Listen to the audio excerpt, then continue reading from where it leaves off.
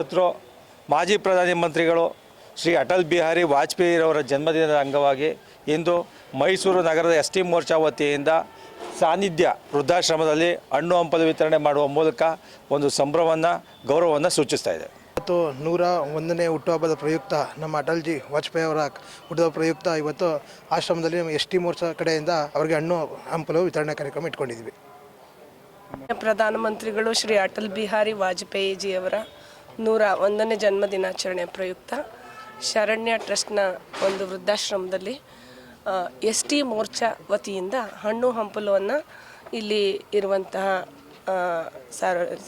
ಇವರಿಗೆ ವಾಸಿಸುವಂಥ ವೃದ್ಧಾಶ್ರಮದಲ್ಲಿ ಇರುವಂಥ ವೃದ್ಧರಿಗೆ ಹಣ್ಣು ಹಂಪಲುಗಳನ್ನು ವಿತರಿಸುವಂಥ ಕಾರ್ಯಕ್ರಮವನ್ನು ಹಮ್ಮಿಕೊಳ್ಳಲಾಗಿತ್ತು. ಸೊ ಈ ಮೂಲಕ ಅವರಿಗೆ ಒಂದು ಶ್ರೀ ಅಟಲ್ ಬಿಹಾರಿ ವಾಜಪೇಯಿಜಿಯವರಿಗೆ ಒಂದು ಸ್ಮರಣೆಯ ಗೌರವವನ್ನು ಸಲ್ಲಿಸೋ ಮೂಲಕ ಈ ಕಾರ್ಯಕ್ರಮದ ಹಮ್ಮಿಕೊಂಡು